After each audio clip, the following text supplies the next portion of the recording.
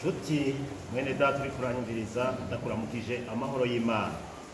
Nagomba gusangira ijambo ry'Imana dusoma hariya mu cete Paulo yandikishije rya Kolosayi igice ca mbere turasoma ku murongo wa mbere n'uwa kabiri amaze gusimbira ku murongo wa 12 tugeze ku murongo wa 14. Dusome indamukanyo. Paulo nagizwe intumwa ya Kristo Yesu nuko Imana yabigomvye, na Timoteyo mwene data turabandikiye bene data bo muri Kristo bera babizigirwa muri Kolosayi. Ubuntu n'amahoro bibe muri mwebwe biva ku Mana data wa twese. 12. Mushime data wa twese yabashoboje kuragwa n'abera umwandu wo mu muco, yadukijije ububasha bw'umwiza atwimurira mu bwami bw'umwana we wakunda. Muri uwo niho dufise ugucungurwa, niko guharigwa ibyaha byacu. Niri jambo nagomba tuvugane nkuko uyu mukozi w'Imana intumwa Paulo yavuze ari karandikira shengero ry'abikolosayi.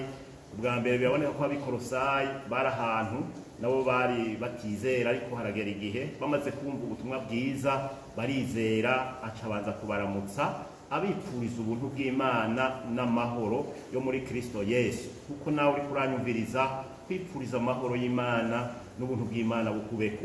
Yashishikaye rero abibutsa ibintu bitatu aribyo nagira tuvugane ko. Ubwa mbere yavuze ati dushime data wa twese yadushoboje kuragwa n'abera umwandu wo mu muco. Bwa mbere biraboneka ko iyo umuntu by'ukuri ari mu byaha nta mwandu yiteze ubugingo budashira.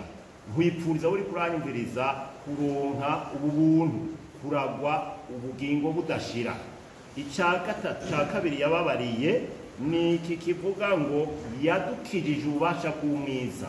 Abantu bose, umuntu wese akiri mu byaha aba ari mu mwiza. Hanyuma kigira gatatu ni iri jambo yavuze ngo atwimurira mu bwami bw'umwana we wakunda. Ni jambo rero nagomba kukubwira ngo mwene data uri kuranyumviriza, ni iriganuke ryiza ngufitiye ngo wimuke uva aho hantu uri, uveho mu byaha, uve muri ico kintu urimo c'ibyaha, wimukire mu bwami bw'umwana wayo akunda. Biraboneka ababikolosayi bari barimutse, byarashitse haragihe ahantu bari ariko baravayo. Nawe nkwifurije ngo uve muri ibyo byaha urimo, uve muri ako kaboregwe, uve muri ibyo urumogi, n'ubwo busambanyi. Imana ikugirire neza, Imana ikwimure. Niri jambo ngufitiye y'ukwimuka, wimuke uveyo. Hanyuma hari yepfo kuri 14 twasomye haravuga ngo bivuye mu guharigwa ibyaha. Kugira ngo umuntu yimuke ave kwa shetani, ave mu byaha, nuko harigwa ibyaha. Rero muri uwo niho twaherewe gucungurwa. None rero nawe ukuranyumviriza kuri munsi uri kuranyumviriza, nagomba ngo kandi dukuri turi kumwe usenga Imana uve muri ibyo urimo, umwami Yesu akugirire neza. Ni muri Yesu rero twahawe gucungurwa, Imana ishakugirira neza. Umuririmbyi yararirimbye neza ijya ndirimbo y'amajana 287 igice cya 4 avuga ngo mu bwami bwiwe hari imigisha, imbohe zirabohorwa, kandi abarushe ni Yesu abaruhura, amaraboro ubukene. Rero mu bwami bwa Yesu hari imigisha. Ndakwifurije rero kuba mu bwami bwa Yesu. Hama rero uzuraganwe n'abera, uronke ubugingo budashira, uzuronke igihugu cyo mwijuru. Yesu aguhezagire.